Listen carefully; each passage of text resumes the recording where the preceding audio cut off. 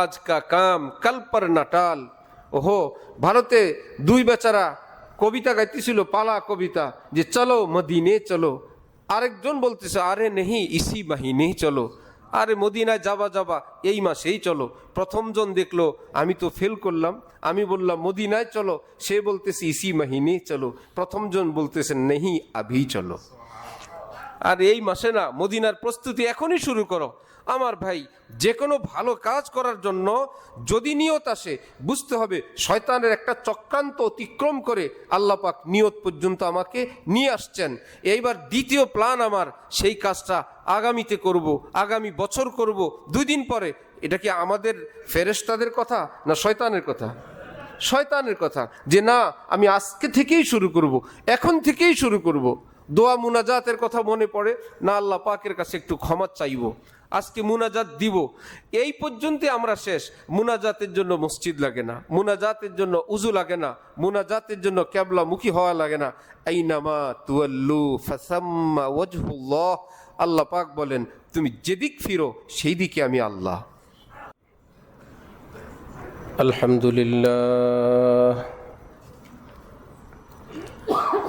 আলহামদুলিল্লাহি ওয়া কাফা ওয়া সালামুন আলা ইবাদিহিল্লাযীনা ইসতাফা, আম্মা বা'দ। ফাআউযু বিল্লাহি মিনাশ শাইতানির রাজীম। বিসমিল্লাহির রহমানির রহিম। ইস্তাগফিরু রাব্বাকুম ইন্নাহু কানা গফফারা ইউরসিলিস সামাআ আলাইকুম মিদরারা। ওয়া ক্বালা তাআলা কুল ইয়া ইবাদিয়াল্লাযীনা আসরাফু আলা আনফুসিহিম লা তাকনাতু মির রাহমাতিল্লাহ ইন্নাল্লাহা ইয়াগফিরুয যুনুবা জামিআ ইন্নাহু হুয়াল গফুরুর রহিম। সাদাকাল্লাহু মাওলানাল আযীম। ওয়া ক্বালা রাসূলুল্লাহি সাল্লাল্লাহু তাআলা আলাইহি ওয়াসাল্লাম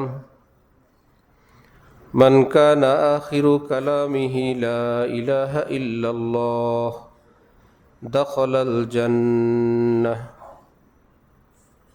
ওয়া ক্বালা রাসূলুল্লাহি সাল্লাল্লাহু তাআলা আলাইহি ওয়াসাল্লাম শাফাআতি লি আহলিল কাবাইরি মিন উম্মতি। ওয়া ক্বালা রাসূলুল্লাহি সাল্লাল্লাহু তাআলা আলাইহি ওয়াসাল্লাম মা আসররা মান ইস্তাগফারা ওয়া ইন আদা ফিল ইয়াউমি 70 মাররাহ ওয়া ফি রিওয়ায়াহ ওয়া ইন আদা ফিল ইয়াউমি 100 মাররাহ আও কামা ক্বালা an-নাবিয়্যু আলাইহিস সালাতু ওয়াস সালাম। মুহতারাম মুসল্লিয়ানে কেরাম, আমি আল্লাহ পাক রব্বুল আলামিনের পবিত্র কালামের 2 জায়গা থেকে অংশবিশেষ তেলাওয়াত করলাম এবং হযরত রাসূল করিম সাল্লাল্লাহু আলাইহি ওয়াসাল্লামের কয়েক জায়গা থেকে কয়েকখানা হাদিস শরীফ পাঠ করলাম। আল্লাহ পাক আমাদের সকলকে কোরআনে পাক হাদিসে পাকের নূরে আমাদের জীবনকে আলোকিত করার তৌফিক দান করেন। কোরআনে পাক এবং হাদিসে পাকের নূরে আমাদের জীবনকে আলোকিত করার তৌফিক দান করেন।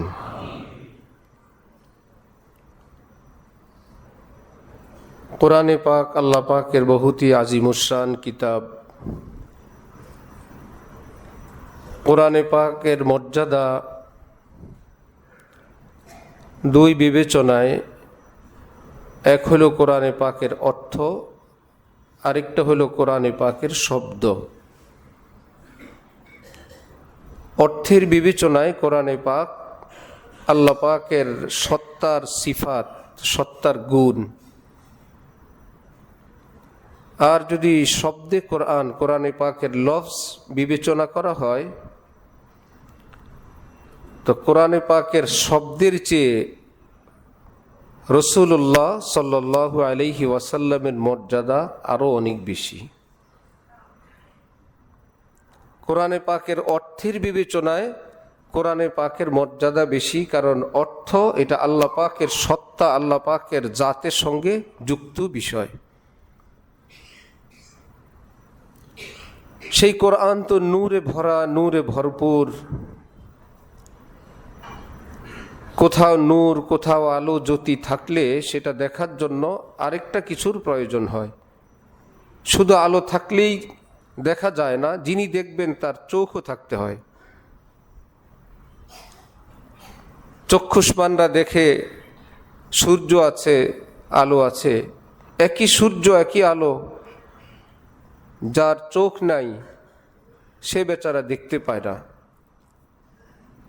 ফাইন্নাল ইলমা নূরুম মিন ইলাহি ওয়া নূরুল্লাহি লা ইউতা লিআসি। কোরআনে পাক তো পুরাটাই নূর, ইলমে দ্বীন পুরাটাই নূর।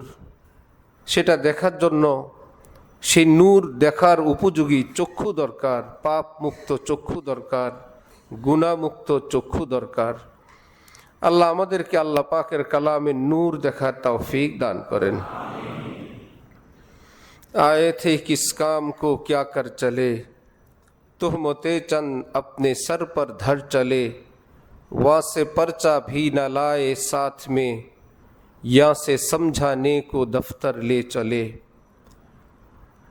কোনো দেশে সফর করলাম, কেন করলাম সে উদ্দেশ্য যদি অর্জন না হয়, সেই সফর যেরকম বিফল নিষ্ফল। এই পৃথিবীতে আল্লাহ পাক আমাদেরকে প্রেরণ করলেন, সেই মাকসাদ, সেই লক্ষ্য উদ্দেশ্য যদি আমরা অর্জনে ব্যর্থ হই, এখানে শুধু দুনিয়াতে আসা ব্যর্থই না, এই দুনিয়া দারুল আমল, পরকাল দারুল জাজা। এই দুনিয়ার কর্মের উপরে পরকালের জীবনটা আল কবরু রাউজাতুম মিন রিয়াজিল জান্নাহ আও হুফরাতুম মিন হুফারিন নার। এই দুনিয়ার কর্মের উপরেই কবর হয়তো জান্নাতের একটা অংশ হবে, না হলে কবর জাহান্নামের একটা অগ্নিকুণ্ডলীর অংশ হবে। সেই ভয়াবহ আযাব থেকে আল্লাহ আমাদেরকে বেঁচে থাকার তৌফিক দান করেন। আল্লাহ পাক যখন হজরতে আদম আলাইহিস সালাম হজরতে হাওয়াকে সৃষ্টি করলেন, অনেক বিশাল ঘটনা। ইবলিসকে যখন হজরতে আদমকে সেজদা করার আদেশ করলো, ফাসাজাদাল মালাইকাতু কুল্লুহুম আজমাইন ইল্লা ইবলিস আবা ওয়াস্তাকবারা। আল্লাহ পাক বলেন সকল ফেরেশতারা আমার আদমকে আমার নির্দেশে সেজদা করলো, কিন্তু ইবলিস বলল আনা খায়রুম মিন খালাকতানি মিন নার ওয়া খালাকতাহু মিন তিন। আমি তো উত্তম, আমাকে আপনি আগুন দ্বারা সৃষ্টি করেছেন, যাকে সেজদা করতে বলেন তাকে তো আপনি মাটি দিয়ে সৃষ্টি করেছেন। আমি উত্তম হয়ে আমি কেন আমার চেয়ে নিকৃষ্ট বা অধম অল্প উত্তম আমি কেন তাকে সেজদা করব? রব্বুল আলামিন দেখলেন যে সে তো বেয়াদব। উখরুজ ফাইন্নাকা রাজিম, তুমি আমার দরবারের রহমত থেকে চিরদিনের জন্য বের হও, তুমি বিতাড়িত। ইবলিসকে যখন রব্বুল আলামিন জান্নাত থেকে এ আল্লাহ পাকের দরবারে ইলাহি থেকে বের করে দিলেন, হাকিমুল উম্মত মাওলানা আশরাফ আলী থানভী বলেন ইবলিস আলিম থা, आरिफ था, आबिद था, लेकिन आशिक न था। ইবলিসের মধ্যে প্রচুর পরিমাণ এলেম ছিল, বন্দিগি ছিল, আল্লাহ পাকের মারিফত সেটাও তার অর্জন ছিল। এত কিছুর পরেও সে বঞ্চিত হবার কারণ বেয়াদব ছিল, অহংকারী ছিল। আল্লাহ পাকের প্রেম ভালোবাসার বিন্দুমাত্রও তার মধ্যে ছিল না। বুজুর্গান দ্বীন বলেন যে তাকে মুআল্লিমুল মালাইকা বলা হয়। ফেরেশতাদেরকে সে পড়াশোনা করাইতো, বন্দিগি করে সারা পৃথিবী ভরে ফেলছে। আর মারিফত এত উচ্চ পর্যায়ের ছিল যে আল্লাহ পাক যখন ইবলিসকে বললেন উখরুজ ফাইন্নাকা রাজিম, আমার দরবার থেকে তুমি চিরদিনের জন্য বিতাড়িত লাঞ্ছিত হয়ে বের হও, সে তখন আল্লাহ পাকের সঙ্গে কথা বলার আবেদন করে বসছে। এখান থেকে মুহাদ্দিসিন মুফাসসিরিনগণ বলেন, ইবলিসের এই মারেফত ছিল যে আল্লাহ পাক অস্বাভাবিক হন না। রাগে গুসায় আমরা যেরকম অস্বাভাবিক হই, আল্লাহ পাক রাগ গুসার সময় আনকন্ট্রোল হন না, অস্বাভাবিক হন না। এমন না তার সঙ্গে এখন কথা বলা যাবে না। সে বলে বসছে, রব্বি আনজিরনি ইলা ইয়াউমি ইউবাসুন, ঠিক আছে আমি আপনার সিদ্ধান্ত মেনে নিলাম, আমার আবেদন, আমাকে কিয়ামত পর্যন্তের জন্য একটু হায়াত দেয়া হোক। ইন্নাকা মিনাল মুনজারিন। রব্বুল আলামিন বললেন, ঠিক আছে তোমার আবেদন কবুল, তোমাকে কিয়ামত পর্যন্তের জন্য হায়াত দেওয়া হলো। তার মারিফতের স্তর দেখেন। এখন আবার তার মারিফত হলো সে জানে ইন্নাল্লাহা লা ইউখলিফুল মিয়াদ, আল্লাহ পাক ওয়াদা ভঙ্গ করেন না। এই মাত্র আমাকে বললেন কিয়ামত পর্যন্ত তোমাকে হায়াত দেয়া হলো, আমাকে কিয়ামতের আগে তিনি আর মৃত্যু দিবেন না। যদি দেন তাহলে তার ওয়াদা ভঙ্গ হয়ে যাবে, তিনি তো ওয়াদা ভঙ্গ করেন না। সুতরাং কিয়ামত পর্যন্তের জন্য আমি স্বাধীন, যাই হোক না হোক আমার মৃত্যু আসবে না। বড় মুশকিল। সে এখন বলতেছে, আয় আল্লাহ, আপনার বান্দেগানকে আমি যত রকমের কৌশল, ষড়যন্ত্র, অন্যায় অনাচারকে সুন্দর করে দেখানো প্রয়োজন, যত গুনাহের কথাকে তার মুখ থেকে ভালো ভাষায় উচ্চারণ করা প্রয়োজন, ইত্যাদি ইত্যাদি। শয়তানের চক্রান্ত তিন ধরনের। প্রথম চক্রান্ত থাকে মুমিন কোনো ভালো কাজ শুরুই না করুক, নিয়তি না করুক, মনের মধ্যে যে তুমি নেক কাজ করে কি করবা, তোমার হজ করে কি করবা, তুমি তো এখনো ছেলে মেয়ে বিয়ে দাও নাই, তুমি এখনো ব্যবসা থেকে অবসর হও নাই, যে তুমি হজ করবা, তুই হজ করে কি করবা, তুমি তো এখনো দিনদার নামাজি হতে পারো নাই। আমার ভাই, এই কথা তো নামাজের ক্ষেত্রেও আসবে, যে ভাই নামাজ পড়ে কি করবা, তুমি তো এখনো পাক্কা ওলি আল্লাহ নাই। জাকাতের ক্ষেত্রেও আসবে, সত্য কথার বলার ব্যাপারেও আসবে, দাড়ি রাখার ব্যাপারেও আসবে, ইত্যাদি ইত্যাদি। এই জন্য শয়তান চক্রান্ত করে এলেম দিয়ে, যুক্তি দিয়ে।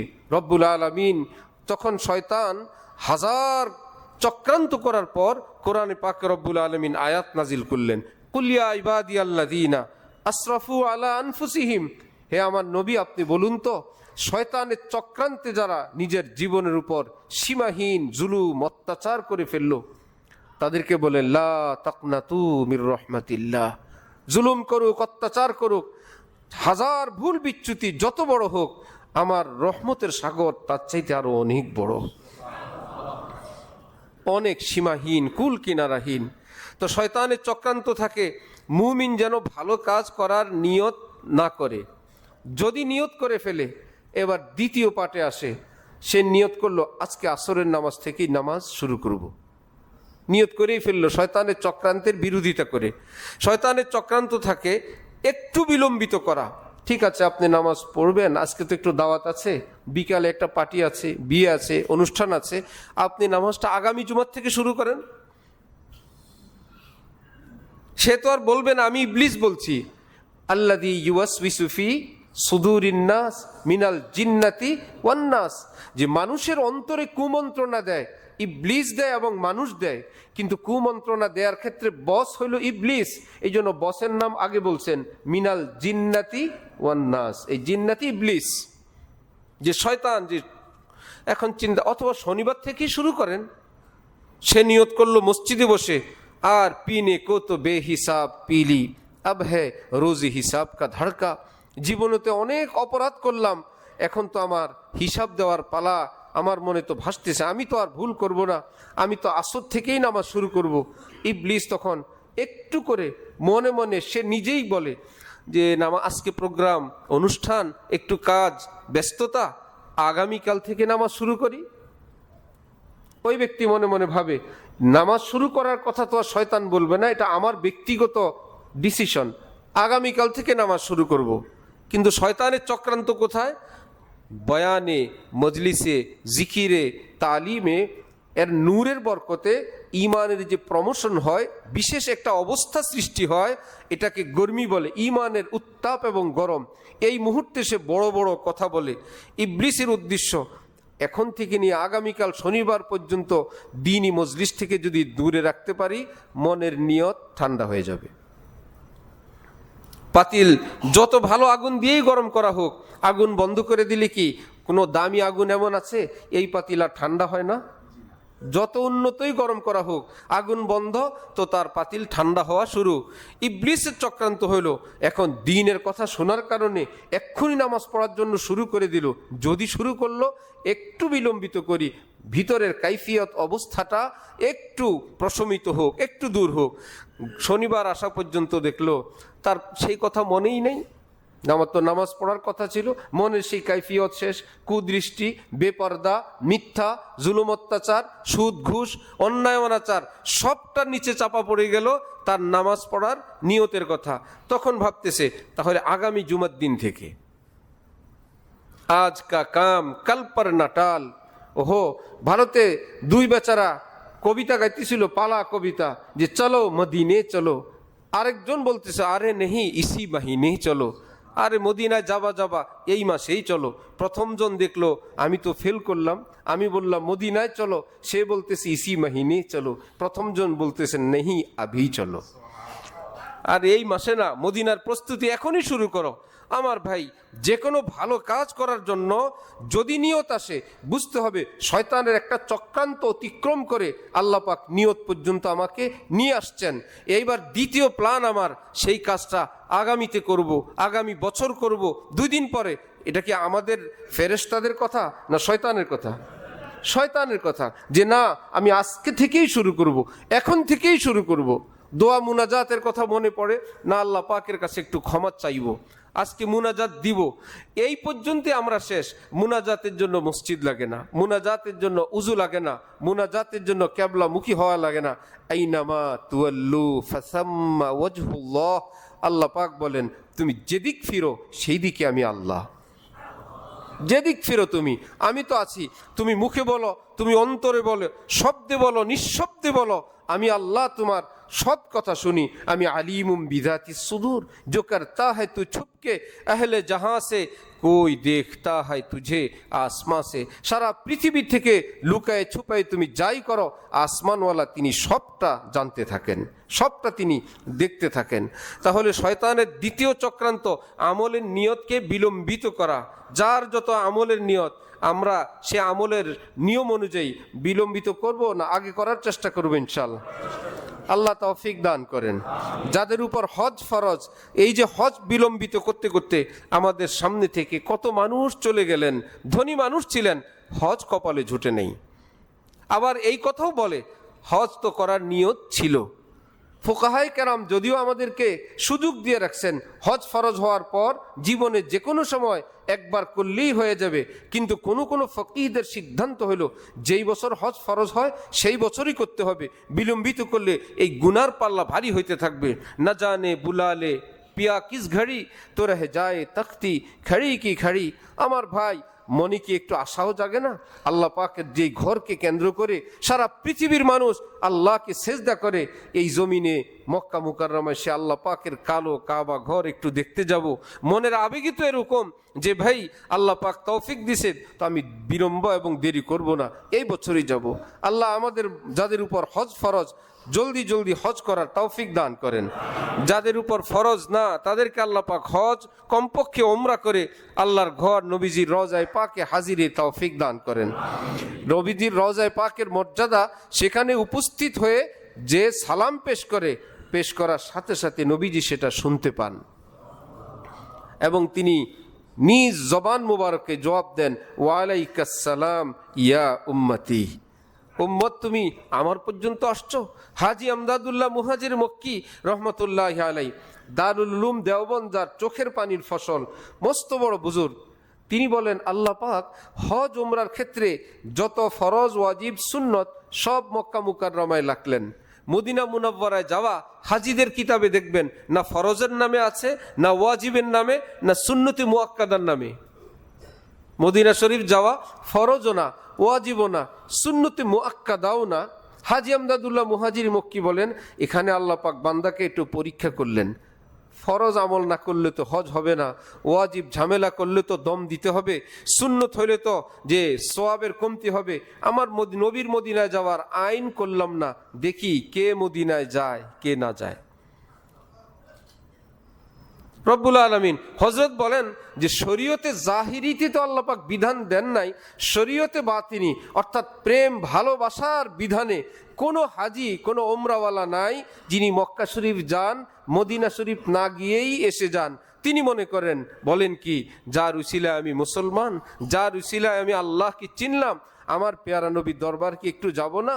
আবার তিনি রেখে দিয়েছেন 400-500 কিলোমিটার দূরে, আবার বললেন ফরজও না ওয়াজিবও না, যাইতেও পারো নাও যাইতে পারো। সে হাজি ওমরাওয়ালা যখন মদিনায় রওনা করে, রব্বুল আলামিন ফেরেশতাদেরকে বলতে থাকেন, দেখলা ফরজ ওয়াজিবে না, আমার নবীর মোহব্বতে এত দীর্ঘ সফর আমার বান্দা করতেছে।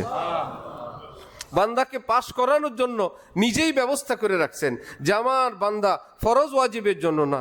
যেমন ইশরাক নামাজ, হাদিস শরীফে আছে, ইয়া বানি আদম ইরকা আলী রাকাতাইনি আউয়ালান নাহার, এ আদমের বাচ্চা, যে দিনের শুরুতে 2টা রাকাত আমার জন্য পড়ো, আকফিকা আখিরাহু, দিন শেষ পর্যন্ত তোমার যা লাগবে সবটা আমি আল্লাহ ব্যবস্থা করব। এখন রব্বুল আলামিন ইশরাকের 2 নামাজ বললেন আমার জন্য পড়ো, তো ফজরের 2 রাকাত 4 রাকাত কি আপনার জন্য পড়ি নাই? আবার নতুন 2 রাকাতের জন্য বললেন আমার জন্য 2 রাকাত পড়ো। মুহাদ্দিসিন মুফাসসিরিনগণ বলেন যে ফজরের নামাজ তো ফরজ, না পড়লে গুনাহ হবে। তুমি তো গুনার ভয়ে পড়ছো, আমার জন্যই পড়ছো, কিন্তু তার পাশাপাশি আরেকটা খবর আছে, না পড়লে শাস্তি আছে। সুন্নতি মুআক্কাদা রাকাতাল ফাজরি খায়রুম মিনাদ দুনিয়া ওয়া মা ফিহা, নবীজি বলেন ফজরের 2 রাকাত সুন্নত এ আসমান জমিন মধ্যবর্তী যা কিছু আছে সবচেয়ে দামি। ফজরের 2 রাকাত সুন্নত, রাকাতাল ফাজরি খায়রুম মিনাদ দুনিয়া ওয়া মা ফিহা। এই জন্যই তো ফজরের সুন্নত, যদি এসে দেখি নামাজ শুরু হয়ে গেছে তারপরেও সুন্নত, রুকুতে চলে গেছে তারপরেও সুন্নত, কোন রকম যদি যে 2 রাকাতের শেষ মাথায় আত্তাহিয়াতুর মধ্যেও পাবো সম্ভাবনা থাকে, সুন্নত আগে পড়তে হবে। এত দামি সুন্নত, রাকাতাল ফাজরি খায়রুম মিনাদ দুনিয়া ওয়া মা ফিহা, এত দামি সুন্নত পড়লাম, এত দামি নামাজ পড়লাম, কিন্তু সূর্য ওঠার পর আল্লাহ বলেন যদি আমার জন্য 2টা রাকাত পড়ো। কি ব্যাখ্যা এটার? ব্যাখ্যা হইল সেটা তো পড়লা ফরজ আইনের কারণে, সেটা তো পড়লা সুন্নতি মুআক্কাদা আইনের কারণে। দিনের বেলা সূর্য ওঠার পরে তো কোনো ফরজ ওয়াজিবের আইন নাই, না পড়লে তো কোনো গুনাহ হবে না। যদি পড়ো আমি বলবো এটা আমার জন্যই তুমি পড়লা, তুমি আমার জন্য এত বড় শুকরিয়া, আমার জন্য এত বড় কৃতজ্ঞতা দেখাইলা, দিনভর তোমার যা লাগবে ওয়াদা করলাম আমি আল্লাহই ব্যবস্থা করব। ঠিক মদিনা যাওয়ার বিষয়টাও এর কাছাকাছি। ঠিক আছে, ফরজ ওয়াজিবের জন্য তো গেলা না, নবীজি বলেন মান যারা কবরি ওয়াজাবাত লাহু শাফাআতি, যে আমার রওজায়ে পাকের চলে আসে, আমার জিয়ারত করে, কিয়ামতের দিন আমার উপরে তার জন্য সুপারিশ করা ওয়াজিব হয়ে যায়। আল্লাহু আকবার। গতকাল রাতে আমরা এক তাফসীরের কিতাব খুললাম, কয়েকটা তাফসীরের কিতাব, যে ওয়ালা সাউফা ইউতিকা রাব্বুকা ফাতারদা, এই আয়াতের তাফসীর দেখার জন্য। তাফসীর মাজহারি, রুহুল মাআনি, তাফসীর মারিফুল কোরআন। তো সবটার মধ্যেই এক কথা, যে কোরআন শরীফে আল্লাহ পাক নবীজিকে বলতেছেন আমি আপনাকে এত কিছু দিব, আপনাকে খুশি করে দিব। কি সেটা? এত কিছু দিবেন, খুশি করে দিবেন। যে হযরতে মুহাম্মদ ইবনে আলী ইমাম বাকির রহমতুল্লাহি আলাইহি সংবাদ পাঠাইছেন যে হে দুনিয়াওয়ালারা, তোমরা কোরআনে পাকের আল্লাহ পাকের উপর সবচাইতে ভরসার আয়াত মনে করো, লা তাকনাতু মির রাহমাতিল্লাহ, যে ভয় পায়ো না, আল্লাহর রহমত থেকে নিরাশ হয়ো না, আল্লাহ সব গুনাহ মাফ করবেন। তোমরা মনে করো গুনাহগারদের জন্য ভরসা হলো এই আয়াত। আমাদের কাছে আয়াত আরেকটা আছে এর চাইতে আরো বড়, বেশি ভরসাওয়ালা। সেটা আবার কোনটা? তিনি বলেন তাফসীরের কিতাবে হযরত আমর ইবনুল আস রাদিয়াল্লাহু তাআলা আনহু থেকে, যে সেটা হলো ওয়ালা সাউফা ইউতিকা রাব্বুকা ফাতারদা। কিয়ামতের দিন নবীজি যখন ইয়া উম্মতি বলে কাঁদতে থাকবেন, আল্লাহ পাক বলবেন ইয়া জিবরাইল ইযহাব ইলা মুহাম্মদ, এ জিবরাইল যাও তো আমার নবীর নিকট। কেন তিনি কাঁদেন? তখন জিবরিল যাওয়ার পর নবী বলবেন আমার উম্মতের জন্য আমি কাঁদতেছি। আল্লাহ পাক বলবেন বলো সানুরজিকা ফি উম্মতিক, অতি নিকটেই আমি আপনাকে আপনার উম্মতের ব্যাপারে সন্তুষ্ট করে দিব। আপনি কি চান? আপনার অর্ধেক উম্মত জান্নাতে পাঠাই, আপনি খুশি? নবীজি বলবেন তাহলে আমার বাকি অর্ধেক উম্মতের কি হবে? 4 ভাগের 3 ভাগ পাঠাই, জান্নাতে চলে যাক, তাহলে আরেক ভাগের উম্মতের কি হবে? আল্লাহ যেহেতু আমাকে তিনি বলছেন আমাকে খুশি করবেন, আমিও খুশি হব না, গাল ভার করে রাখবো। আল্লাহ পাক তখন জিজ্ঞেস করবেন আপনি কি করলে খুশি হবেন? আমি তো বলছি আপনাকে খুশি করব। নবীজি বলবেন আমার উপর ঈমান আনা, ন্যূনতম ঈমান যার বুকে আছে সেও যদি আজকে মুক্তি পেয়ে জান্নাতে যায় আমি খুশি হব। সামান্যতম ঈমান যার বুকে আছে। এইবার রব্বুল আলামিন বলবেন ঠিক আছে, আমি আপনার এই আবেদন কবুল করলাম। এবার বলবেন রাজিতা ইয়া মুহাম্মদ, আপনাকে আমি বলছিলাম রাজি করব, আপনাকে রাজি খুশি হয়েছেন? নবীজি বলবেন ইয়া রব্বি রাজিতু, আল্লাহ আমি এবার খুশি হয়ে গেলাম, আমার সকল উম্মতের জান্নাতের টিকিট কনফার্ম, এইবার আমি খুশি, এবার আমাকে নিয়ে রওনা করেন। আল্লাহ কিয়ামতের দিন যখন এই ঘটনার আগে নবীজি দরবারে নবুয়তে বিশাল বড় কিয়ামতের মাঠে যে থাকবেন, গুনাহগার উম্মতরা চতুর্দিকে ছোটাছুটি করবে, হঠাৎ নবীজিকে দেখার পর চতুর্দিকে ছুটতে থাকবে।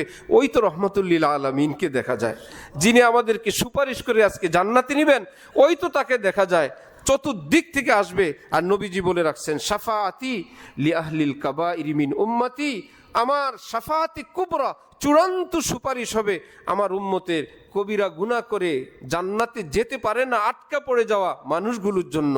আমি ওয়াদা করলাম আমি সুপারিশ করে সকলকে জান্নাতে নিয়ে যাব। আল্লাহ আমাদেরকে নবীজির মহব্বতে দৌলত নসিব ফরমান। তাহলে ইবলিসের চক্রান্ত ভালো কাজ করার নিয়ত যেন না করে। এক, যদি নিয়ত করে তখন চক্রান্ত ভাবে, এই নিয়ত তার থেকে ক্যান্সেল করা যাবে না। যে ভাবছে আমি নামাজ পড়বো, সে কি বলবে নামাজ পড়বো না? কেউ মুসলমান বলবে আমি হজ করব না, সে কি বলবে আমি দাড়ি রাখবো না, সে কি বলবে আমি ভালো হব না? এটা কোনো মুসলমানের মুখে আসবে না। ভালো হব, হজ করব, নামাজ পড়ব। বেনামাজি এবং দুষ্ট লোকদের মুখে ওই কথা শোনা যায়। এর ভিতরেও শয়তানের চক্রান্ত। একটু পরে করেন, 2 দিন পরে করেন, আগামী বছর করেন, আপনি হজ করবেন, হজ করার পরের আপনার একটা জীবন আছে, সেই জীবনকে আপনি আদায় করতে পারবেন? আপনি যে তওবা করবেন, আপনি কি তওবার উপরে থাকতে পারবেন? একটু ভেবে চিন্তে তওবা করেন।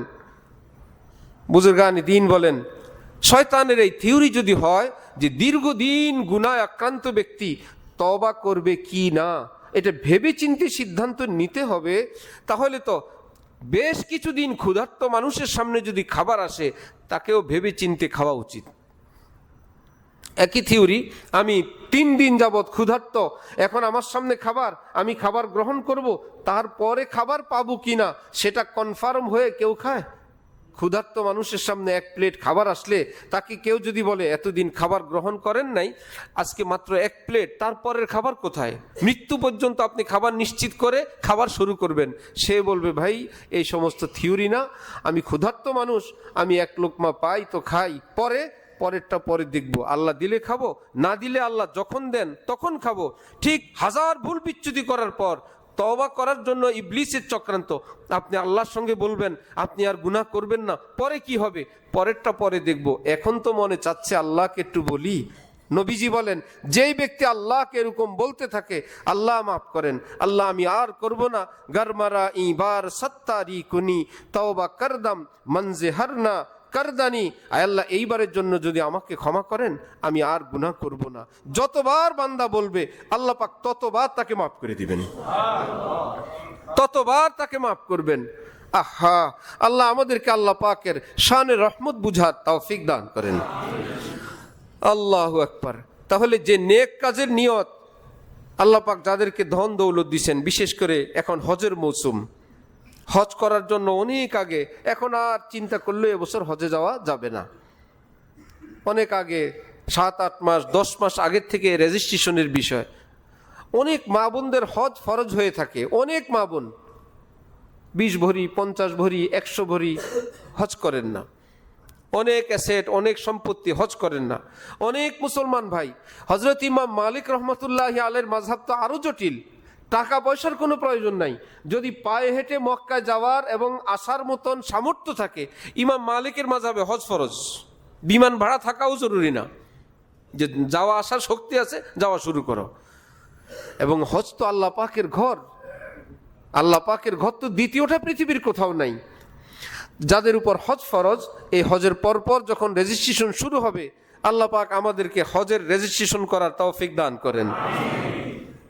প্রতি বছর যুবকরা, অল্প বয়সীরা, তরুণরা, আমাদের সামনে তাদের মৃত্যু হয়, আমাদের বয়সীদের মৃত্যু হয়।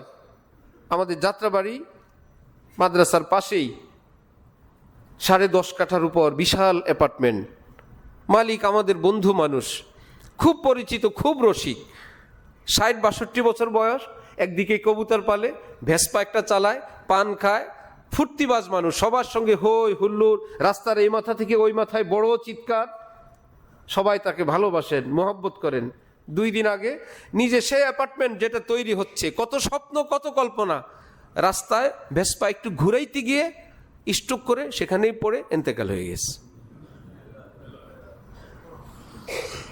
মানে এইরকম একজন মানুষ, আমি মজা করে বলতাম আপনার বয়স 16, এতটা আনন্দ ফুর্তি থাকতেন, এতটা উচ্ছ্বসিত থাকতেন, আপনার বয়স 16, সর্বোচ্চ 22, এর মধ্যে আপনার বয়স, আর জোরে চিৎকার করতেন। কোনো অ্যাক্সিডেন্ট না, ওই মুমূর্ষ অবস্থায় একটা অটো বা কোনো কিছুর সঙ্গে লাগলে সাথীরা বললেন তিনি নাকি বলে গেছেন তার দোষ নাই, তাকে কিছু বলল না, আমিই পড়ে গেছি। 2:30টার দিকে পড়লেন, ইন্তেকাল হয়ে গেল, মাগরিবে তার জানাজা হয়ে গেল। অ্যাপার্টমেন্ট তার নিজের জায়গায়, 10.5 কাঠার উপর অ্যাপার্টমেন্ট, কত স্বপ্ন কত কল্পনা কত ভাবনা, এ তো আমরা ভাবতেছিলাম। মাগরিবের পর, জানাজার পর ফার্নিচার একজন মালিক আমাদের অফিসে আসলেন, বললেন আমাকে বলে গেছে ডেকোরেশনটা তুমি করবা, যেভাবে তোমার মন চায় তুমি সেভাবেই সাজাইবা, আমার নতুন বাড়িকে তুমি সাজায় দিবা। এইরকম জীবনের হাজার কল্পনা অসম্পূর্ণ রেখেই আমরা দুনিয়া থেকে যাওয়া লাগবে। না জানে বুলালে পিয়া কিস ঘড়ি, তো রহে যায় তখতি খাড়ি কি খাড়ি। আল্লাহ পাকের যখন ডাক আসবে আর এক মুহূর্তের জন্য বিলম্বিত করা হবে না। আগেই আল্লাহ আমাদেরকে প্রস্তুতি নেওয়া তৌফিক দান করেন আল্লাহ। তাহলে শয়তানের দ্বিতীয় নিয়ে আলোচনা করতেছি, বিলম্বিত না করা, শুরু করে দেওয়া, কেমন ইনশাআল্লাহ? তৃতীয় আরেকটা আছে, যদি কেউ সেই কাজটা করেই ফেলে। শয়তানের চক্রান্তের ক্ষমতা বেশি না, বান্দার ক্ষমতা কিন্তু বেশি। হাদিস শরীফে আছে, নবীজি ইরশাদ করেন, আলহামদুলিল্লাহিল্লাযী রাদ্দা আমরাহু ইলাল ওয়াসওয়াসা। আল্লাহ আপনার শুকরিয়া, সীমাহীন শুকরিয়া আপনার, আপনি শয়তানের চক্রান্ত ওয়াসওয়াসাকে ওয়াসওয়াসা পর্যন্তই ব্রেক দিয়ে দিলেন। শয়তান আমাদের কি করতে পারবে? সর্বোচ্চ ওয়াসওয়াসা দিতে পারবে। আমরা যে মসজিদে নামাজ পড়তে, বয়ান শুনতে আসছি, এখানে শয়তান কি খুশি? শয়তান কি চায়? শয়তানের যদি ক্ষমতায় থাকতো একজন মুসল্লিকেও কি মসজিদে রাখতো? তা আমরা যে আসলাম শয়তানকে নারাজ করে, শয়তানের চাওয়ার বিরুদ্ধে চলে আসলাম, বুঝা গেল শয়তানের ক্ষমতা বেশি না বান্দার ক্ষমতা বেশি? বান্দার ক্ষমতা বেশি। কিয়ামতের দিন বান্দারা বলবে, আল্লাহ এ তো শয়তান করাইছে আমাকে দিয়ে, আমি করি নেই। শয়তান তখন কি উত্তর দিবে? কোরআনে পাক রব্বুল আলামিন বলেন, শয়তান তখন আল্লাহ পাকের সামনে বলবে, আল্লাহ আপনি তো জানেন আমার ক্ষমতা কতটুকুন ছিল, আমি প্ল্যান পরিকল্পনা দিতে পারি, আমি ডিজাইন দিতে পারি, এটা করো এভাবে করো, সেটা বাস্তবায়ন করা না করা তো আপনার বান্দার। আমি তো ঘাট ধরে আপনার কোনো বান্দাকে গুনাহ করাইতে পারি না, এই ক্ষমতা আপনি আমাকে দেন নাই। 4GB মেমোরিতে 8GB লোড করা অসম্ভব। যার মেমোরি সে তো ভালো করেই জানে, হে আল্লাহ আপনি আমাকে কতটুকুন ক্ষমতা দিলেন আপনি তো জানেন। অথচ এই বান্দা আপনার সামনে বলে, আমি তাকে দিয়ে গুনাহ করাইছি, আমি দাড়ি কামাইছি, আমি ইংরেজের পোশাক পরাইছি, আমি সুদ ঘুষ খাওয়াইছি। আল্লাহ আপনি বলেন, আমি সর্বোচ্চ খেতে বলছি, আমি কি খাওয়াইছি না সে খাইছে? আল্লাহ পাক বলেন, সেদিন কোরআন শরীফে আল্লাহ আয়াত নাজিল করে বলেন, ফালা তালুমুনি ওয়ালুমু আনফুসাকুম। শয়তান আল্লাহর সামনে মানুষকে বলবে, আমাকে ধিক্কার দিবেন না, আপনি নিজেকে ধিক্কার দেন, আল্লাহ সাক্ষী আমি আপনাদেরকে দিয়ে কিছু করাই নাই, আমি বলছি আপনি করছেন। ফালা তালুমুনি ওয়ালুমু আনফুসাকুম। কিয়ামতের দিন আবার নফস এবং দেহ, এই দুইয়ের মধ্যে আবার একটু বিতর্ক হবে। দেহ বলবে যে আল্লাহ আমি তো কোনো শক্তিহীন, এ আত্মা সে আমাকে দিয়ে গুনাহ করাইছে। আত্মা বলবে, আমার কোনো হাত পা আছে, আমার অঙ্গ প্রত্যঙ্গ আছে, আমি গুনাহ করব? আমি কুদৃষ্টি করার কোনো চোখ আছে, আমার পা আছে? আমার হাত আছে, তুমি গুনাহ করছো। রব্বুল আলামিন তখন তাদেরকে জিজ্ঞেস করবেন, আচ্ছা তোমাদেরকে একটা প্রশ্ন করি, তোমাদের ঝগড়ার সমাধান পরে। একটা অন্ধ আর একটা ল্যাংড়া, ল্যাংড়ার পা নাই, দুই পা ভাঙা, সে জমিনে বসে আছে, অন্যের গাছের ফল সে খেতে চায়, কিন্তু পা না থাকার কারণে সেটা সে পারে না। এখন একটা ল্যাংড়া আরেকটা হলো কি অন্ধ। অন্ধ বেচারার পা আছে কিন্তু কি নাই, চোখ নাই। এখন চোখ না থাকার কারণে ফল দেখতেও পারে না, ধরতেও পারে না। যার চোখ আছে সে পা না থাকার কারণে ওই পর্যন্ত যেতেও পারে না। এখন অন্ধ বলল কি ল্যাংড়াকে, এক কাজ করো, তুমি আমার কাঁধে উঠো, তোমার তো চোখ আছে, শুধু পায়ের সমস্যা, আমার তো পা আছে, আমার ফাউন্ডেশন আছে, পিলার আছে, তুমি আমার কাঁধে উঠো। কাঁধে উঠার পর এখন আরেকজনের ফল গাছ থেকে নিয়ে এখন দুইজন মিলে খেলো। এখন বলে আল্লাহ পাক জিজ্ঞেস করবেন, এ অন্ধ এবং ল্যাংড়া, এই দুইয়ের মধ্যে বলো তো এ আসামিকে, কাকে শাস্তি দেওয়া উচিত? নফস এবং দেহ বলবে আল্লাহ দোনোটা শয়তান। ল্যাংড়াও একা পারে নাই, অন্ধ একা পারে নাই। অন্ধ এবং ল্যাংড়া দুইটা মিলে এ অন্যের গাছের ফল এটা চুরি করলো, দোনোটা শাস্তি হওয়া উচিত। আল্লাহ বলবেন ওই ল্যাংড়া অন্ধ তোমরা দুইটাই। দেহ একা পারে নাই, আত্মাও একা পারে নাই। সুতরাং আজকে কিয়ামতের দিন শাস্তি আত্মারও হবে, দেহেরও হবে। যেই প্রত্যঙ্গ, অঙ্গ প্রত্যঙ্গ দিয়ে বাংলা গুনাহ করে সেটা হলো মূল আসামি, সেটার উপর মেইন শাস্তি হবে এবং তার সঙ্গে পুরা দেহের উপর শাস্তি হবে। আর তার মাস্টার মাইন্ড যেহেতু আত্মা, সেটার উপরও শাস্তি হবে, একটার উপরে হবে না। তাহলে শয়তানের চক্রান্ত অনেক কঠিন। 3 নম্বরে চক্রান্ত হইল যদি কোনো ভালো কাজ করে ফেলে বান্দা, সেটা যেন রাখতে না পারে। প্রথম নিয়ত করতে না পারে, দ্বিতীয় কাজটা শুরু করতে না পারে, নিয়ত করে ফেললো, কাজটা শুরু, হজও করে ফেলছে, এইবার শয়তানের চক্রান্ত থাকে হজটা যেন রাখতে না পারে, হজটা যেন রাখতে না পারে। আমাদের এক পীর ভাই বেচারা বলল, কত হজ করলাম, কত উমরা করলাম, নিজেরটা নিজেই সাদা মাঠা ভাষায় বলে, হুজুর একটা হজও দেশে আনতে পারি নাই, যা একটু দোয়া দায়ী করে আনছিলাম, বাকিটুকুন বিমানে এয়ারলাইন্সে শেষ করে খালি হাতে চলে আসছি। হজ করতে তো যায় মানুষ, আমাদের কাছে যারা পরামর্শের জন্য, দোয়ার জন্য যায়, আমি মজা করে বলি, হজে যাবেন, এক কাজ করেন, মুখের মধ্যে দামি একটা তালা মেরে চাবিটা দেশে রেখে যান। কারণ এমন পরিবেশ পরিস্থিতি আসবে, মন চাইবে কথা বলতেই হবে, প্রতিবাদ করাই উচিত, ইত্যাদি ইত্যাদি। ওই সময় মনে হবে তালা তো মারা, চাবি তো দেশে। ভালো ভালো হাজি সাহেব হজ করতে গিয়ে এই শুধু এই জবান দিয়ে, দ্বিতীয় গ্রুপ কুদৃষ্টি এবং বেপর্দা দিয়ে, তৃতীয় গ্রুপ আল্লাহর ঘর, এখানে আল্লাহর ঘরে 1 ওয়াক্ত নামাজে 1 লক্ষ রাকাতের সওয়াব, এই জালেম নামাজ বাদ দিয়ে দেশ বিদেশ ঘুরতেছে, পর্যটনে গেছে, সেখানে ঘোরাঘুরির জন্য গেছে। সেখানে ভাই কেনাকাটা তো শরীয়তে বৈধ, জায়েজ, কিন্তু আল্লাহ পাকের ঘরে 1 ওয়াক্ত নামাজ 1 লক্ষ রাকাত, সেটা কি জায়েজ না অনেক দামি সম্পদ? দামি সম্পদ। আর নামাজ না, কিন্তু ফোকাহায়ে হানাফিয়ার বিধান 1 রাকাত নামাজ লক্ষ নামাজ, 1 মুনাজাত লক্ষ মুনাজাত, 1 পারা তেলাওয়াত লক্ষ পারা তেলাওয়াত, 1 খতম তেলাওয়াত লক্ষ খতম তেলাওয়াত, 1টা মুনাজাত লক্ষ মুনাজাত। যত আমল করবে বান্দা, ফরজ এবং নফল, সবটাকে আল্লাহ পাকের ঘরের সম্মানে 1 লক্ষের মর্যাদা তাকে দান করবেন। এই জন্য কোনো হাজি সাহেব যদি থাকেন, আশা করি অনেকেই আছেন, ওই একই পরামর্শ যে জবানে তালা মেরে চাবি দেশে রেখে যাবেন। বাঙালিদের আরেক বৈশিষ্ট্য, হজে যাওয়ার পর আরেক হাজি সাহেবের সঙ্গে দেখা হইলে একদম নিয়ম হলো লাব্বাইক আল্লাহুম্মা লাব্বাইক বলে সাক্ষাৎ, সালামও না। এহরাম অবস্থায় এক হাজি আরেক হাজির সঙ্গে দেখা হইলে কি বলবে? লাব্বাইক আল্লাহুম্মা লাব্বাইক। লাব্বাইকের এই আমলের মেয়াদ হলো এহরাম পরার পর থেকে নিয়ে তওয়াফ শুরুর আগ পর্যন্ত। এখন আমরা লাব্বাইক বললে সওয়াব হবে না।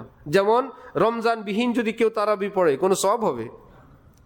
যে ভাই তারাবি পড়তে মন চাইলে তো ইবাদত হয় না, তার টাইম আছে। কেউ যদি এখন লাব্বাইক পড়ে, তার কোনো সওয়াব হবে না। এক জায়গায় বসে বসে একে অপরকে ডানে বায়ে সালাম দেয়, ডান পাশে সালাম, বাম পাশে সালাম, এটা সালামের মৌসুম না। সেটা সালামের মৌসুম হলো হয়তো সাক্ষাতে অথবা বিদায়। সালাম 2 জায়গায় সুন্নত, সাক্ষাতে সালাম সুন্নত অথবা বিদায়ে সালাম সুন্নত। আরেকটা সালাম আছে ঢাকায়, সেটা হলো দুলামিয়া কবুলের পর দাঁড়ায়া সালাম দে। এটা হলো ঢাকাইয়া সালাম, শরীয়তে সালাম না।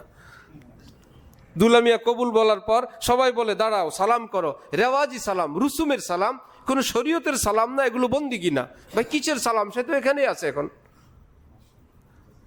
তাহলে সালাম সাক্ষাতে অথবা বিদায়ে। ঠিক তারাবি রমজানে লাব্বাইক কি সারা বছর না এহরামের পরে? এহরামের পর থেকে নিয়ে তওয়াফ শুরুর আগ পর্যন্ত যারা এহরামওয়ালা আছেন, এহরাম পরার পর গল্প গুজব না করে পুরুষের জন্য একটু সশব্দে লাব্বাইক আল্লাহুম্মা লাব্বাইক পড়া মুস্তাহাব। পাশাপাশি যখন পড়বেন তখন 3 বার পড়া মুস্তাহাব। একটু আওয়াজ করে পড়া, আর যখন পড়বে তখন কয়বার পড়া? 3 বার পড়া। এইটুকুন খেয়াল রাখা, আর সব ধরনের গুনাহ থেকে বেঁচে থাকা। হজ তো হইল আল্লাহ পাকের মোহব্বতের এক বিশাল বড় নিদর্শন, যে আল্লাহ পাকের ঘর দেখতে যাব, আল্লাহকে রাজি খুশি করতে যাব। আয় কওম বাহাজা রফতা কুজায়েদ কুজায়েদ মাসুক দারি জাত বিয়ায়েদ বিয়ায়েদ। হে ভাই, কোথায় যান? প্রতি বছর হজে যাই, ওমরা যাই। কেন যান? আল্লাহর জন্য যাই। আল্লাহ পাক কি সৌদি গেলে খুশি হন? আল্লাহ পাক কি এরকম বলছেন আমার ঘরে যত আসবা, যেভাবে আসবা আমি খুশি হব? তিনি তো বলছেন হালাল ভাবে, নিয়ম নীতির মধ্যখানে থেকে, শরীয়তের সীমাবদ্ধতার ভিতরে থেকে আসলে খুশি হবেন। আপনি সেখানে যান, নামাজও পড়েন না। আমরা হজে গেলাম, আমাদের 2 সাথী তাদের পরিচিত একজনের সঙ্গে দেখা করতে গেছে, আমাকে নিয়ে গেছে। বুড়া মানুষ, যার কাছে গেছে ভীষণ বিরক্ত। মেয়েটা একটা কাজ করলো, কি হয়েছে হাজী সাহেব? বললো আমি সব সামান ঠিক করে রাখছি, কিন্তু ব্যাগের ভিতর থেকে সিগারেটগুলো রেখে দিছে। হজে গিয়া মেয়ের উপর অসন্তুষ্ট, চুরি করে বড় সিগারেট নিছিল, বলতেছে মেয়েটা একটা কাজ করলো, আমার ব্যাগের থেকে সিগারেটগুলো রেখে দিছে। তারপরে আরেক সিগারেট খোর যে আমাদের সাথে গেছিল বলল এখন কি করেন? আছে, এখানেও ব্যবস্থা আছে। হজ করতে গেছে, হজ করতে গিয়ে সিগারেট খোঁজে, দেশের থেকে সিগারেট নিয়ে যায়। তো এই তো হজ হইল না। এই জন্য এক বুজুর্গ বলেন, কোথায় যাও? আরে মিয়া, আল্লাহকে সন্তুষ্ট করার পদ্ধতি যদি জানো, দেশে ঘরে বসেও আল্লাহকে সন্তুষ্ট করা যায়। হজ ফরজ হইলে হজ করো, কিন্তু এমন না যে 10-20 বার হজ করলে আল্লাহ খুশি হয়ে যাবেন। আর ফরজের পর যদি যথাযথভাবে এখানেও বন্দিগি করো, আল্লাহকে খুশি করা যায়। আল্লাহ আমাদেরকে তৌফিক দান করেন। যেহেতু হাজী সাহেবদের বিষয়, তো হাজী সাহেবরা বাংলাদেশি একে অপরের সঙ্গে দেখা হইলেই কয়েকটা প্রশ্ন আছে কমন। কবে আসছেন? কোন হোটেলে রাখছে? কত টাকা নিছে? মনে হয় সুন্নত এটা। হ্যাঁ, কবে আসছেন, কোন হোটেলে রাখছে, আর কত টাকার প্যাকেজ? এটা প্রশ্ন করাই মানে গীবতের গেট ওপেন করে দেওয়া। এই 2 জনের প্যাকেজ তো এক হবে না। এখন যে কোনো একজনেরটা কম হবে বা বেশি হবে। আর এর মধ্যে বেশিরভাগ পার্টি থাকে যারা একবারই হজ করেন, প্রথমবার, অভিজ্ঞতা মোটেও থাকে না। কাছের হোটেল, দূরের হোটেল তাও বুঝে না, হোটেল কি স্টার মানের না একটা বাড়িতে রাখছে সেটাও বুঝে না, এয়ারলাইন্সও বুঝে না, বিজনেস ক্লাসও বুঝে না। সে মনে করে হজ তো হজই, আপনার থেকে 10 লাখ টাকা নিল, আমি তো 5.5 লাখে আসছি। কতটুক? এই তো মাত্র 2 কিলোমিটার দূর। 2 কিলোমিটার, ব্রিজের পরে আমাদের বাসা। এই 2 জন শুরু হয়ে গেল গীবত। তো খাওয়া দাওয়া কেমন? না ভাই, খাওয়া দাওয়া তো টাকা দিলাম, ভেজিটেবল খাওয়ায়, ট্রাভেল চলা ভেজিটেবল খাওয়ায়, মাছ গোস্তের চেয়ে বেশি দাম দিয়ে। মাছ গোস্তের দাম কম, ভেজিটেবলের দাম বেশি। ভাবে এত ভিআইপি হাজী সাহেব নিয়ে আসলাম। আমাদের গ্রুপে থাকা এক হাজী সাহেব ট্রাভেল চলাকে বলতেছে, এত টাকা দিছি এই তরি তরকারি খাওয়ার জন্য, গোস্ত কোথায়? গোস্ত লন। ট্রাভেল চলা ভাবলো, আহা, বেশি টাকা খরচ করে ভেজিটেবল দিলাম ভালোর জন্য, এখন বদনাম। এগুলো আমার ভাই হজে যাওয়ার পর আমার শেখ হজরতওয়ালা ঢালকানগর শুনতে পেলেন হাজী সাহেবরা রুম নিয়ে মন খারাপ, পরস্পর আলোচনা, আমাদের থাকার জায়গাটা ভালো না, একটু উঁচু জায়গায়। হজরতওয়ালা তাদেরকে ডাকলেন, বললেন আমাদের মতো পাপিষ্ঠদেরকে আল্লাহ পাক হরমের এরিয়ার ভিতরে প্রবেশ করতে দিছেন, এই শুকরিয়া তো আদায় আমরা করতে পারবো না। হুদুদে হরম 4-5 কিলোমিটার চতুর্দিকে, এটাকে হুদুদে হরম বলে। এখানে প্রবেশ করে যদি আল্লাহ আমাদেরকে বলতেন তোমরা বাথরুমে থাকবা, আমরা তো বাথরুমের উপযুক্ত না, যে হরমের এরিয়ার ভিতরে পেশাবখানায় থাকবা, সে আল্লাহ যে আমাদের জন্য একটু পবিত্র একটা রুমের ব্যবস্থা করে দিয়েছেন, হরমের আল্লাহ পাক 5 ওয়াক্ত নামাজের ব্যবস্থা করছেন, এটা কি আমাদের জন্য শুকরিয়ার বিষয় না? এই সংক্রান্ত কিছু বললে বেচারারা চোখ থেকে পানি ছাড়া আরম্ভ করলেন। সেদিন থেকে সবগুলো মানুষ একদম বোবা। আলহামদুলিল্লাহ, কোনো কথা নাই, আল্লাহ পাক আল্লাহর ঘরে তো আনছেন, এটাই শুকরিয়া।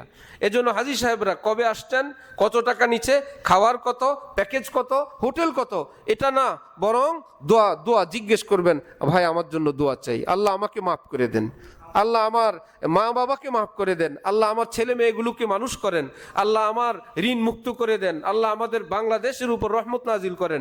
নতুন কিছু কথা শিখে যান। সাক্ষাৎ হলে লাব্বাইক আল্লাহুম্মা লাব্বাইক, কথা বললে এই কথা বলবেন। আর যদি প্যাকেজের কথা মুখ খুলে বলবেন না। ভাই টাকা, ভাই এক এক ট্রাভেলসের এক এক নিয়ম, যাই আসছে, আল্লাহ তো আমাদেরকে আল্লাহর ঘরে আনছেন। টাকা কম আর বেশে, ঘরের তো আর কোনো বেশ কম নাই, ঘর তো একটাই, নাকি ঘরের বেশ কম আছে? হারায় যাওয়া এক হাজী সাহেবকে আমি তার হোটেলে নিয়ে গেলাম, নিয়ে বসাইলাম। বলল যে যার সঙ্গে আসছি প্রতিটা কথাই 2 নম্বর করছে। আমি বললাম যে মুরব্বী, যেই কাবার সামনে থেকে আপনাকে আনলাম এটা 2 নম্বর না, এটা 1 নম্বর। আপনি কি মদিনা শরীফ গেছেন? জি বাবা গেছি। বললাম রওজাটাও 1 নম্বর। আপনি যার সঙ্গে আসছেন তিনি আপনাকে কাবাও দিছে 1 নম্বর, রওজাও দিছে 1 নম্বর। আপনি বললেন সব 2 নম্বরই করছে। তাহলে 2 নম্বরই জায়গায় থাকলো কি? এয়ারলাইন্স, খাবার দাবার, হোটেল, এগুলোই তো। সেগুলোর জন্য কি আসছেন? বিমানে চড়তে, হোটেলে থাকতে, খাবার খেতে আসছেন? আল্লাহর ঘর কাবা এবং নবীর রওজায় আসছেন। আল্লাহর ঘর কাবা, নবীর রওজায়। বললাম দোনোটাই 1 নম্বর। এখন হাসে আর বলে বাবা ঠিকই বলছেন। তা আমরা কেন গেলাম সেটাই ভুলে যাই। যেন এয়ারলাইন্সের জন্য গেলাম, যেন আমরা খেতে গেলাম, হোটেলের জন্য গেলাম। ভাই 19-20 হবেই, সবাইকে এক হোটেলে কিভাবে রাখবে, এক ফ্লোরে কিভাবে রাখবে? যারা হজের সার্ভিস দেয় তারা জানে যে কত কষ্ট এক একটা দিন তাদের। 2-4 টাকা 19-20 হয়, তারাও ভুল বিচ্যুতি করে। আল্লাহ পাক তাদেরকেও হেদায়েত দান করেন। কিন্তু এই বলে আমি তো হজ নষ্ট করব না, আমরা আল্লাহ পাকের খুশির জন্য হজ করব, আল্লাহ তৌফিক দান করেন। হাকিমুল উম্মত থানবী বলেন শয়তানের 3য় চক্রান্ত মনে আছে? ভালো কাজ করার পর যেন রাখতে না পারে। হজ করে আসছে এক হাজী সাহেব, মেহমান আসছে বাসায়। এখন মেহমানকে শুনে শুনে বাসার লোকদেরকে বলতেছে, এই 2য় হজের জমজমটা দিও। তার মানে উনি হজ কয়বার করছেন? 2 বার। জমজম উদ্দেশ্য না যে 2য় হজের জমজমটা দিও। হযরত থানবীর মতো এত পৃথিবী বিখ্যাত আলেম বলেন এত কষ্টের, এত টাকা খরচের 2টা হজ, এমন এক বোমা ফায়ার করলো, এক বোমায় 2 হজ শেষ হয়ে গেছে। এক ফায়ারে নিজের 2 হজ শেষ। কেউ নতুন হজ করে আসলেই পুরাতনদের গায়ের জ্বালা। আপনি হজ করছেন? জি। কবে? এই তো আমি তো সেই 72 সালে করছি। তার মানে আমি সিনিয়র হাজি। 72 সালের হজ কি কবুল হয়ে গেছিল? আমরা তো আরো 10 বছর আগে গেছি। কি বুঝাইতে চান? 10 বছর আগে হজের বয়স যত বাড়ে, হজের কি এরকম মজবুত হইতে থাকে? তো কেন বলবেন আপনি এত বছর আগে হজে গেছেন, আর সেটা যদি এই ভাষায় বলার সাহস না পায়? বাবা সে কাবা শরীফের পাশের ওই বিল্ডিংটা কি এখন আছে? তার মানে আমার ওই স্মৃতি মুখস্থ। তারপরে কি অবস্থা এখন? উদ্দেশ্য আমরা তো অনেক আগের হাজি। এগুলো সব অহংকারের কথা, এগুলো সব ইবলিসের কথা, যে তোমার হজ তোমাকে দিয়েই শেষ করব। যে হজ করবে তাকে দিয়েই, তার কোনো কাজ দিয়ে। আমাদের মাদ্রাসা কমিটি, যেহেতু মসজিদ কমিটিও এখানে আছে, কমিটিতে আমরা সদস্য নিচ্ছি এইভাবে। যখন নিছিলাম, কাজ করবেন, টাকা দিবেন, মেহমানদারির আয়োজন করবেন, সব মানুষরা এসে খাবে, বসবে, এক শর্তে সর্বশেষ যদি থাকে কমিটি আপনারা খাবেন, না থাকলে বাসায় গিয়ে খাবেন। এই শর্ত যার, যে রাজি আছেন সেই কমিটি। এত কষ্ট, লক্ষ লক্ষ টাকা দিবেন, মাসকে মাস কষ্ট করবেন। একটা অনুষ্ঠান হওয়ার পর হইতে পারে অতিরিক্ত মেহমানের কারণে খাবার শর্ট, শয়তান কি তখন বসে থাকে? ওই মুরব্বী হাজি গাজির মুখ দিয়ে বলায় আমরা লক্ষ লক্ষ টাকা দিলাম, 1 প্লেট আমাদের জন্য খাবার নাই, এই কমিটিতে আমি নাই। এটা কি হাজির কথা না শয়তানের কথা? শয়তান দেখলো তোমার 2 লাখ টাকা তোমাকে দিয়েই শেষ করব, যে তার মানে তুমি 1 প্লেট খাবারের জন্য করছিলা, 1 বেলা খাবারের জন্য। শয়তান তখন চেষ্টা করে লক্ষ টাকা দিয়ে দিল, তাহলে তার মুখ দিয়েই তার হজ নষ্ট করব। আল্লাহ আমাদেরকে শয়তানের চক্রান্ত থেকে বাঁচার তৌফিক দান করেন। আবার বলি, প্রথম শয়তান ভালো কাজের নিয়ত যেন না করে, যদি নিয়ত করে কাজ যেন শুরু না করে, কাজ যদি করেই ফেলে যেন রাখতে না পারে। এখন ইবলিস আল্লাহ পাকের সামনে বলল, আল্লাহ আপনি আমাকে জান্নাত থেকে চিরদিনের জন্য বিতাড়িত করে দিলেন, আমি ওয়াদা করলাম আর মৃত্যু যেহেতু আমার কিয়ামতের আগে নাই, আপনার বান্দাদেরকে যত রকমের এই যে এতক্ষণ শয়তানের যত চক্রান্ত, যাকে যা করে আমি তার আমল শেষ করার জন্য সর্বরকমের চেষ্টা করব। রব্বুল আলামিন তখন তার রহমতের জোশে আসলেন। হাদিসে কুদসি, ওয়া ইজ্জতি ওয়া জালালি ওয়া ইরতিফাই মাকানি লা আযালু আস্তাগফিরু লাহুম মাস্তাগফারুনি। আমার ইজ্জত, বড়ত্ব, মহত্বের কসম করে আমি ঘোষণা দিচ্ছি, আমার বান্দাকে দিয়ে তুমি যত গুনাহ করাবা, তওবা করলে আমি সব মাফ করে দিব। তাও ভাষা কি আল্লাহ পাকের, মাফ করে দিব একবার না, লা আযালু আস্তাগফিরু, আমি মাফ করতেই থাকবো, সে ক্ষমা চাইতে থাকবে আর আমি ক্ষমা করতে থাকবো। যাও তুমি তোমার এইটুকুন হায়াত ভিক্ষা দিয়ে আমি আল্লাহর সামনে এত বড় হুঙ্কার, আমি রহমান রহিম, আমি মালিক ইয়াউমিদ্দিন, আমি গফফার, আমি সাত্তার। আল্লাহ পাকের এক ডিপার্টমেন্ট সাত্তারি। বান্দা গুনাহ করে তিনি লুকায় রাখেন, বান্দা গুনাহ করে পৃথিবীর কাউকে জানতে দেন না, চুপে চুপে তিনি বলেন আমার বান্দা ক্ষমা চাইলে এই গোপনেই পর্দার আড়ালেই আমি মাফ করে দিব। আমি হাদিস শরীফ পাঠ করলাম, নবীজি বলেন কোনো বান্দা যদি একদিনে গুনাহ করে, তারপরে তওবা করে, আবার গুনাহ করে, আবার তওবা করে, একদিন যদি সে 100 বার একই আইটেমের গুনাহ করে, পরপর যদি সে তওবাও করে নেয়, নবীজি বলেন আমি রহমতুল লিল আলামিন ঘোষণা দিচ্ছি 100 নম্বরে তার নাম ফেরেশতারা লিখবে 1 নাম্বার, কারণ আগের 99 বার তওবার বরকতে আল্লাহ সেটাও ক্ষমা করে দিয়েছেন। এই জন্য আমার ভাই, আল্লাহ পাক আমাদেরকে শেষ যুগে পাঠাইছেন, এক কঠিন এক পরিবেশে আমরা থাকি। সমাজে চলতে গেলে ফিরতে গেলে এটা মুসলিম দেশ মনে হয় না, আমরা কবরমুখী, আমরা একটা মুসলিম সভ্য সমাজের মানুষ মনে হয় না। হ্যাঁ, মনে হয় আমরা কামাইতে আসছি। ইন্ডাস্ট্রির খবর, কোম্পানির খবর, রাজনীতির খবর, ক্ষমতার খবর, বাড়ি গাড়ির খবর, না আস্তাগফিরুল্লাহর খবর, না কাউকে উপকারের খবর। হযরতে খাদিজা রাদিয়াল্লাহু তাআলা আনহার নিকট নবীজি যখন সর্বপ্রথম ওহী নাজিল হলে আসলেন, নবীজি চিন্তিত, আমার জাতি গোষ্ঠী কি আমার কথা রাখবে? হযরত খাদিজা 5টা কথা বললেন। কয়টা কথা? কাল্লা লা ইউযিকাল্লাহু আবাদা, আল্লাহ আপনাকে অপমান করবেন না। যেই গুণাবলী আপনার, ইন্নাকা আনতাসিলুর রহিম, আপনি আত্মীয়তার যেভাবে খেয়াল রাখেন, হক আদায় করেন। ওয়া তাকসিবুল কাল ওয়া তাকসিবুল মাদুম, আপনি যেভাবে একদম গরিব মিসকিন খেতে পায় না সে মানুষগুলোর মুখে খাবার উঠানোর চেষ্টা করেন। ওয়া তাহমিলুল কাল, অভাবগ্রস্তের ঋণগ্রস্তের ঋণ পরিশোধের ফিকির আপনি যেভাবে করেন।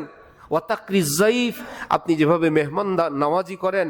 ওয়া তুঈনু আলা নওয়াইবিল হক, আপনি যেভাবে বিভিন্ন দুর্যোগে বিপর্যয়ে মানব সেবা করেন। কি হলো? 1 নম্বরে আপনি কি করেন? আত্মীয়তার সম্পর্ক ঠিক রাখেন, অভাবগ্রস্তের অভাব দূর করেন, ঋণগ্রস্তের ঋণ পরিশোধের চেষ্টা আপনি করেন, মেহমানদারি আপনি করেন, বিপদে আপদে মানুষের উপকার আপনি করেন। এগুলোর মধ্যে একটাও কি তাহাজ্জুদ আছে? কোরআন শরীফ খতম আছে? হজমরা আছে? সব মানবিক গুণাবলী। হযরত খাদিজা আম্মি জান তিনি বললেন এই সমস্ত মানবিক গুণাবলী যার মধ্যে থাকে, আল্লাহ পাক তাকে দুনিয়াতে বেইজ্জত করেন না, আপনাকেও করবেন না। আল্লাহ আমাদের সকলকে তৌফিক দান করেন। বিক্ষিপ্ত আলোচনা হলো হজ সংক্রান্ত এবং তওবা সংক্রান্ত, পাশাপাশি শয়তানের চক্রান্ত বিষয়।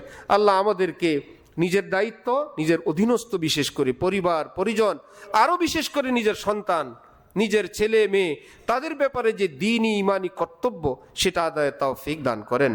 ওয়া আখিরু দাওয়ানা আলহামদুলিল্লাহি রাব্বিল আলামিন।